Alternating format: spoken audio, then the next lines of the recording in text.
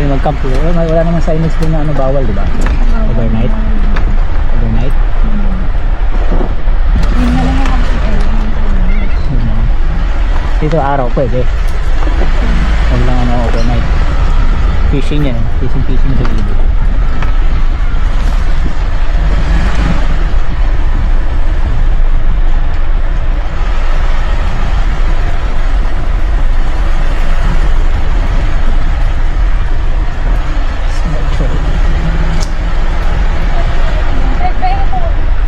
Bush?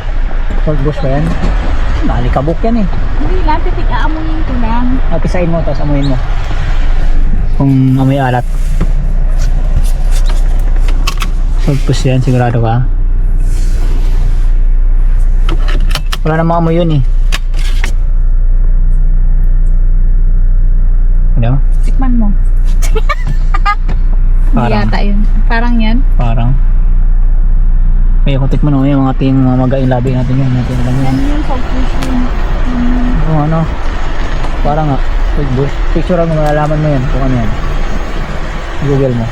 Alam mo yung picture ba? Ang Google. Scan mo siya.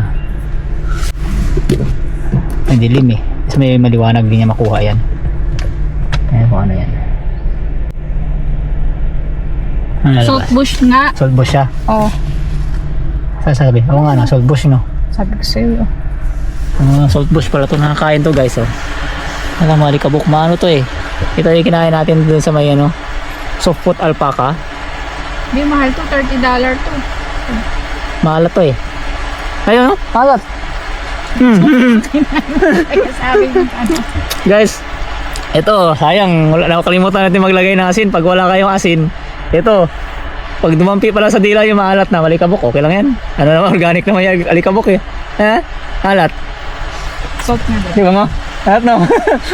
Maalat na maasim. Maalat na konting asim. Yan oh. Salt bush. Pag wala kayong asin, yung panghalo nyo sa gulay sa baw. May halong alat tsaka asin. Sour, dami oh.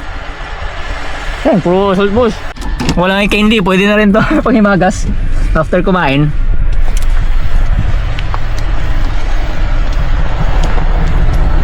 Ito, yung area na to, pwede mag-camp dito sa araw nga lang.